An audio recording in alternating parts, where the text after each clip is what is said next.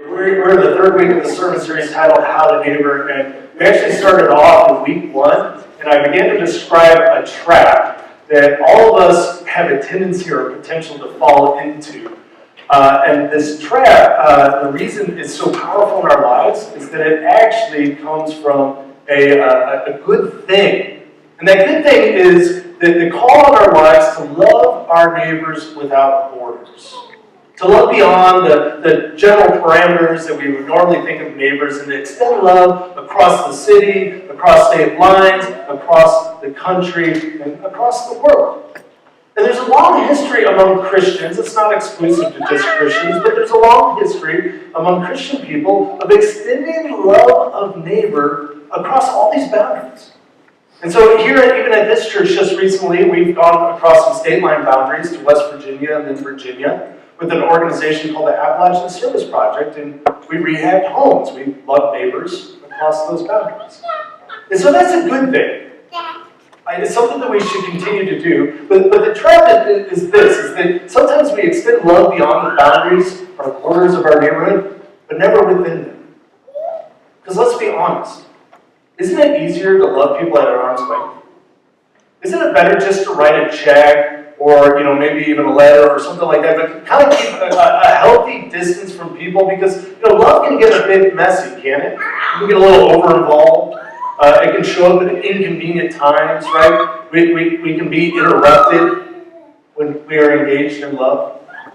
And so the trap that we fall into, I think as Christian peoples, because of the teachings of Jesus definitely teaches to love beyond our borders.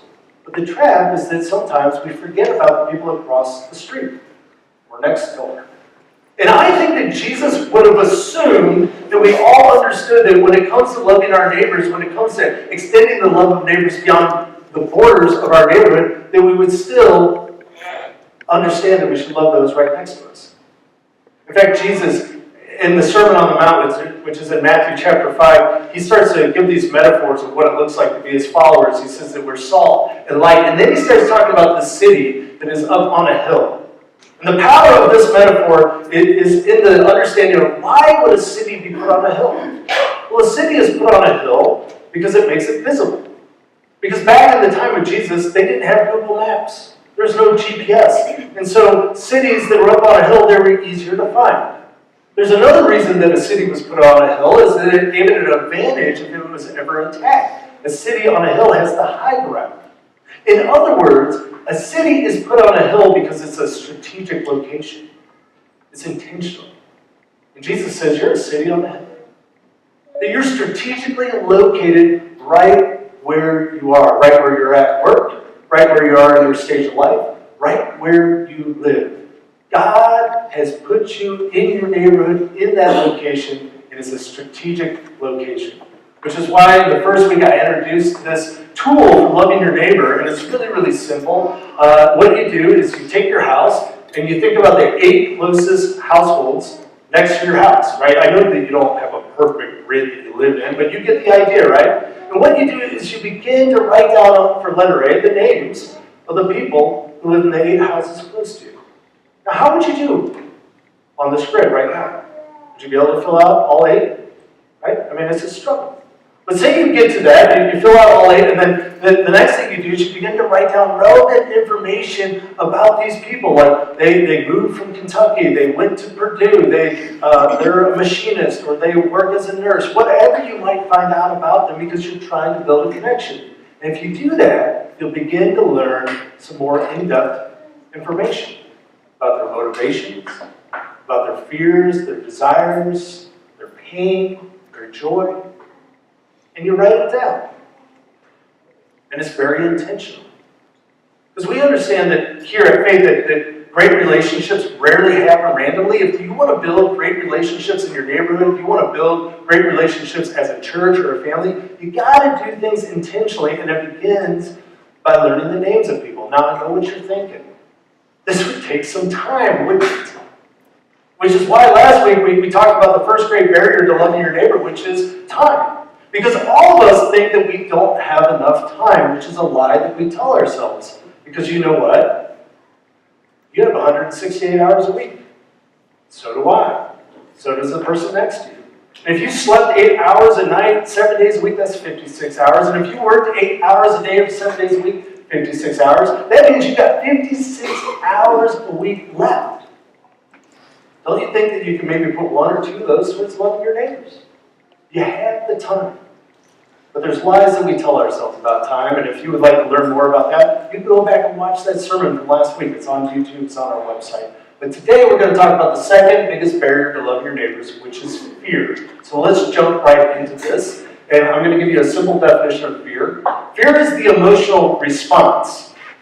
And because it's an emotional response, it's not a good thing or a bad thing, it's just a thing, okay? It's just something that happens when there's an external stimulus. We have an emotional response to a perceived danger that can either be real or imagined. And sometimes the danger is real, and that feeling of fear, it's a good thing, right? It keeps you safe. It tells you when to run, it tells you when to not go too close to that, it tells you when to be careful around that person. Fear can be a good thing. But it can be a limiting thing, it can be a bad thing, and it can be just based on something real or imagined. Have you ever watched a scary movie? Notice how your palms get sweaty? And it's like, the character, like she's going down into the basement, but the last person that went down to the basement, they got chopped up by the axe murderer, and you're like, don't go down to the basement! And you're like, your heart rate's, going up, and you're getting fearful, and like, you're not in danger. You're not going down to the basement. Because it's on the TV, right? I mean, it's imagined, but we can feel tremendous amount of fear, even when that fear doesn't have a real danger. So I'm going to take you to the book of Numbers, which you all know about the book of Numbers, right? None of you know about the book of Numbers, right? I understand that. So let me bring you up to speed, okay? If you were to open up your Bibles, the very first book would be the book of Genesis. And the next 4 books, so the first 5 books, are what are called the Torah or the Pentateuch. It's thought that they were written by Moses. And they tell about the origins of humanity, and they tell about the beginnings of this specific group of people who are the descendants of a man named Abraham. Abraham has some children, and eventually his descendants turn into a nation that is named Israel. You've heard of Israel. And Israel ends up in Egypt, and they become slaves to the Egyptians. And then in the second book of the Bible, okay, that was Genesis in like 30 seconds. In the second book of the Bible, Exodus, we're introduced to this guy named Moses, which I bet you've heard of. Moses and the Ten Commandments, familiar, right? Moses and the parting of the Red Sea, which is actually Reed Sea, but that's irrelevant. Moses and the parting of the Red Sea. We learn about Moses. And God uses Moses to liberate the nation of Israel from Egypt. And they end up in this desert or this wilderness, and they're wandering for a while, but there's a purpose to their wandering. They're going somewhere, and the place that they're going is to the promised land, the land of Canaan, that God had promised long ago to Abraham and his descendants. And they get there, but there's an issue. Canaan has people in it. And this is one of the parts of the Bible, if you're anything like me, that I struggle with because eventually God empowers the Israelites to take this land by force. And like, what's up with this God? They're like, is behind this violence, and I thought Jesus said, love your enemies. It's a whole thing, and if you struggle with that, I get you. We should talk afterwards. But for the purpose of today, you need to know that the people of Israel, been liberated by God's mighty acts, are now at the edge of the promised land. And they do something incredibly practical. Instead of all going in at once, thousands upon thousands, they first send out 12 spies, and 10 of them come back with one report, and 2 of them come back with another report. So what was it, Diane? You said there's 10, and then there's 2. 10 said no, 2 said yes, right? That's how you remember. 10 said no, 2 said yes. Anybody? No? Okay.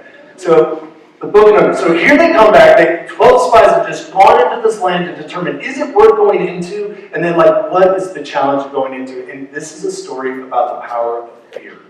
Fear. Right? Here's the reading. We enter the land to which you sent us. It's actually full of milk and honey. And this is its fruit. And, there's a story about how they find this piece of fruit that's so big that 2 guys have to carry it on a stick, you know what I mean? That sort of thing. I don't know if that's real or embellishment, but it's like a land full of fertile land and fruit, and it's just great. They go on. There are, however, powerful people who live in the land, and the cities have huge fortifications. And we even saw the descendants of the Anakites. The Anakites! Right? You don't know who the Anakites are, obviously. I'll tell you in a minute. Now, Caleb called the people. Simmer down, okay? Oh, calm the people before Moses and said, we must go up and take possession of it, because we are more than able to do it. And as a little side note, to those of you that have been part of this church for a while or claim this church, let me just say something, that we're more than able to do it. Okay? That what God is calling us to be a hope and a force of good and just a place where people can find healing, we're more than able to do that. It's happening. We got God's power. So Caleb says, we're more than able to do it. We got to do this. The other group, they doubled down. The men who went up against him said, we can't go up against the people because they're stronger than we are. And then they started a rumor about the land that they had explored, telling the Israelites, the land that we cross over to explore is a land that devours its residents. I mean, devours its residents? What? Is it like full of quicksand and like, people eating Venus flytraps and that sort of thing? Like, what kind of land is this, right? You know that they're like getting freaked out, but that's what fear does to us. We begin to get freaked out. And all the people we saw in it are huge men, they're giants. We saw there the Nephilim. The Nephilim! Not just the Anakites, but the Nephilim. Can you believe it? Who are the Nephilim? Well, they're the descendants of Anak. That's who they are.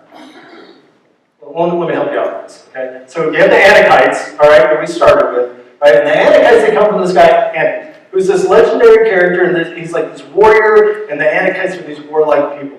Now, Anak comes from the Nephilim, who, again, you don't know who they are, but the Israelites who are hearing this report would know exactly who they are. Because the Nephilim, we are told in Genesis 6, are famous. They're heroes, okay? They're these famous heroes, and they are giants who happen to be one half divine.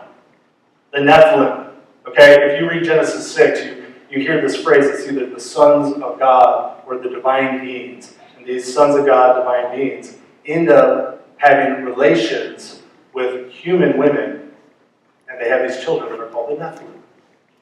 In other words, this land is full of these like gigantic, half-divine people that we have never had a chance to defeat. Like, there's no way we can do it. Look how big this challenge is. And in comparison, we ourselves were like grasshoppers. We're like little bugs. Little bugs. That's how we appear to them. This is what fear can do to us. The challenge becomes insurmountable. And our abilities, who we are, it becomes super small. So I was trying to think of like a modern day application of this. And so I thought about like, what if we were like going to play in a basketball game, right? Like 5 of us were going to come together and we're going to play somebody else's basketball. And like all of us though, we were the same size as Kevin Hart. You guys know who Kevin Hart is? He's a comedian, he's in some movies. The reason Kevin Hart's important is he's 5'4", okay? Kevin Hart. So we're all Kevin Harts. Like, you're Kevin Hart, I'm Kevin Hart, the guard, the center, everybody's Kevin Hart, 5'4". And the team that we're playing against is full of Shaquille O'Neals. You're a Shaq, they're a Shaq, everybody's a Shaq, right? Like 7'1" or 3 or whatever he is, 280 pounds, right? It's like, Shaq versus Kevin Hart. We don't stand a chance. But that's what fear can do to us. I mean, here's the principle. Fear has a way of distorting our perspective. Right? It's a way of distorting our perspective. And it can be a real danger or an imagined danger. But if we're overcome by fear, it distorts our perspective. Now, before Hannah and I and Sophie moved to Indianapolis, we lived in Chicago. And when I was there, I was working with an organization called the Night Ministry, doing ministry with the homeless in some of the worst neighborhoods in Chicago. And so I keep up on the news on Chicago, and I was reading an article the other day, and it said that during the time period that we've been at war in Iraq and Afghanistan, during that time period, there have been more deaths due to gun violence than all the casualties, all the deaths in Iraq and Afghanistan. Follow me on that? 2 war zones have less casualties than the city of Chicago, these neighborhoods that I minister. And it makes me feel like things are just getting worse and worse. You read the crime stats, and you read all this sort of thing. And so here's the question, like, in the past 20 years, has our country gotten more dangerous? I think so. Yeah. The truth of the matter is it's actually become more safe. At least according to Pew Research and the FBI stats and the Bureau of Justice Statistics. I know you can't read this, but I'll read one to you.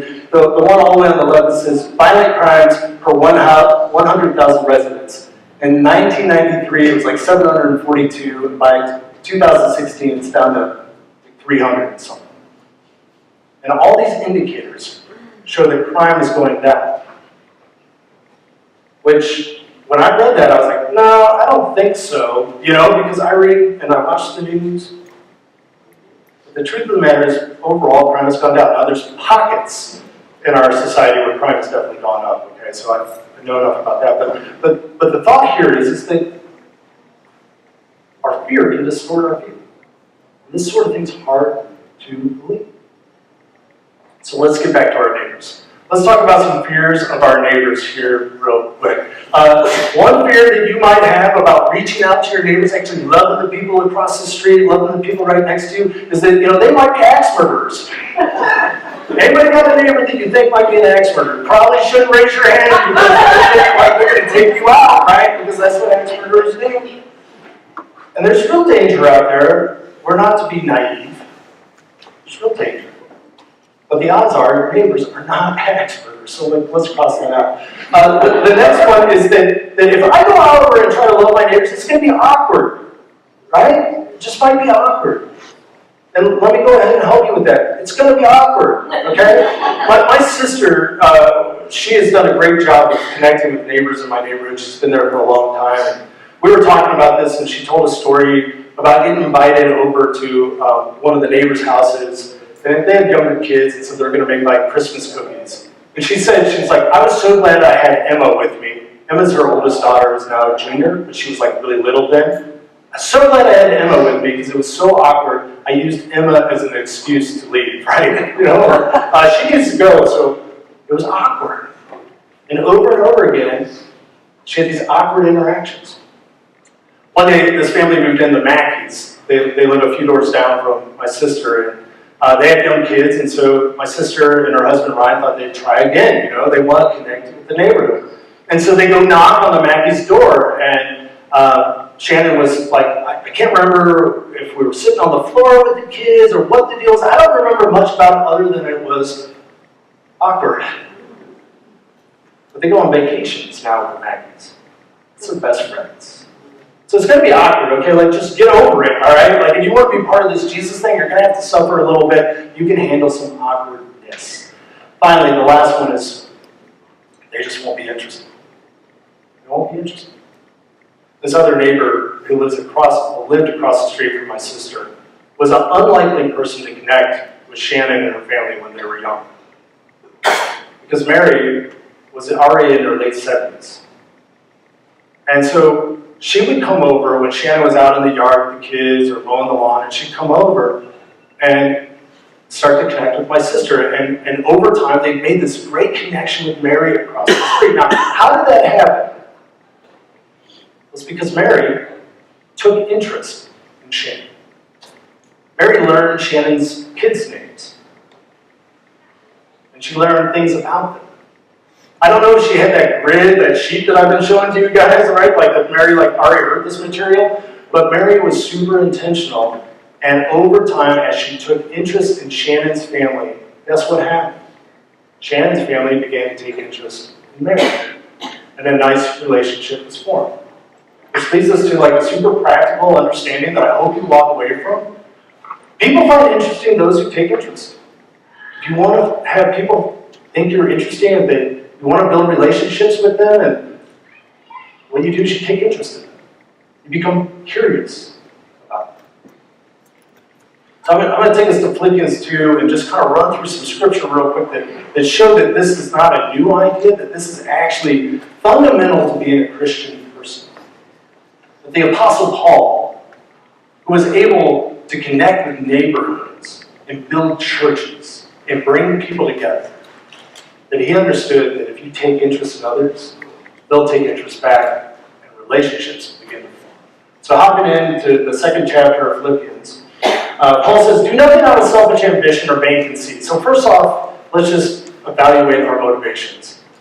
Don't do this because you're trying to get something from your neighbors. Or don't do it because you think you're better than them. They just have to know you, right? Like you're something special. Evaluate your motivations. Do nothing out of selfish ambition, vacancy. Rather, in humility, value others above yourselves. Wait a second. Are you saying that other people are more valuable than me?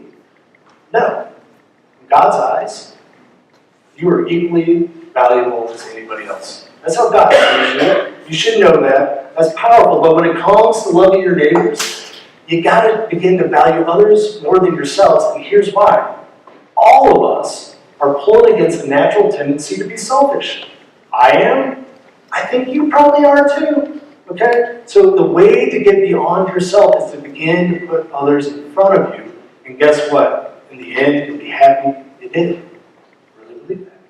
Value others above yourselves, not looking to your own interests, but each of you to the interests of the others. This is super practical and super helpful. If you try to love your neighbors and you go over and approach them and you wade through the awkwardness and you're looking to make a connection, here's what you do.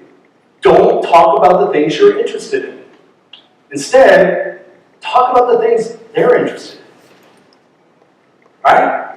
So if you want to connect with me this fall, here's how you do it. Ask me about the Chicago Bears.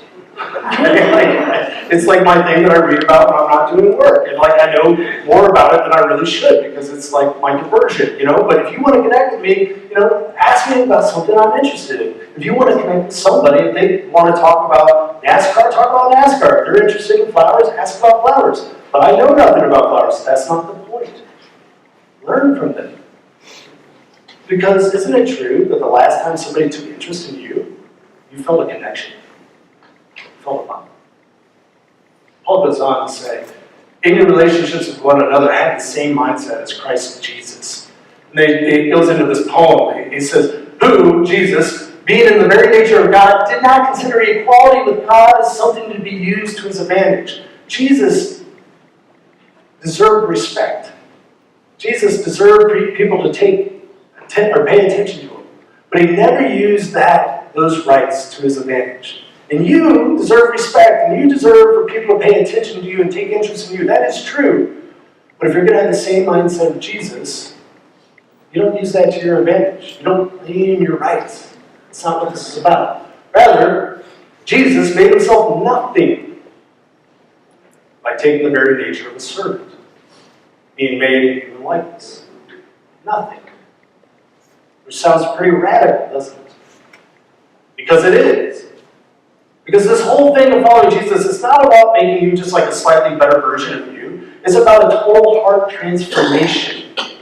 It's about beginning to believe that the most direct way to serve yourself is actually through serving others. And if you reflect on your life and the best people in your life, you know that that's true. Because the best people are like the moms and the dads who selflessly give up sleep and time to love their children.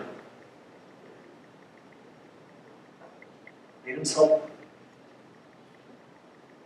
And Paul, knowing how difficult this is, several years later, he writes to his protege, Timothy. So this is 2 Timothy. He has 2 letters to him. And he says this to Timothy, and I think he says it to all of us. He says, for the Spirit God gave us does not make us timid. So God does not give you a timid spirit. But he gives us power, love, and discipline.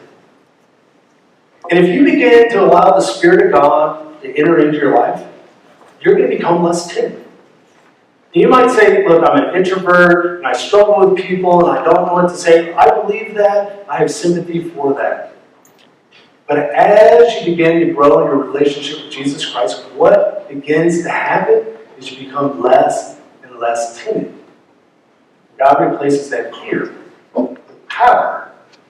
Not in like, I'm so powerful, I'm just going to beat everybody up and take what I want sort of thing. That's not it, but a power to say, I can connect with you. I can be a blessing to people. I can get through the awkwardness. I can do that with power, and love. I take interest in people. I'm curious about people. I believe the good in people. And self-discipline.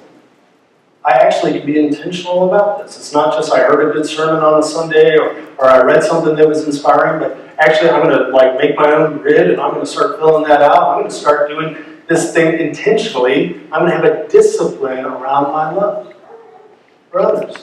Because I really believe that Paul is right. That Jesus is right. That the best way to live in this world is by serving others. So here's the bottom line. Let me see if I can make it as easy as possible and actionable as possible. God will provide the courage, right? We're talking about fear. We all have fear when it comes to connecting with others, to going across the street. I've lived next to him 25 years. It'd be weird if I went over and introduced myself now. Well, yeah, it will. But, we can do it, all right? You can do it. God will provide the courage if you will provide the curiosity. Love is curious. Love doesn't think it has people figured out. Love doesn't say, oh, I know how they are. They're just like this other person. And they don't just... Love doesn't do that. Love is curious. Love believes that God can do a new thing. So can you be curious about your neighbors? Let us pray. Lord, we thank you that you took the initiative to build a relationship with us, that you're curious about us, that you delight in us. Your scripture is just full of words that say that you take joy in us. You also call us to be like you, to live into the image in which we were created. So God, help us to be curious about one another. Not nosy, not gossipy, but curious. Because curious people are people that are capable of loving.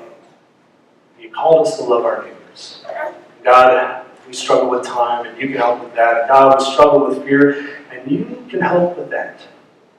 Help us to be faithful and do our part. To be curious. To be loving. Christ.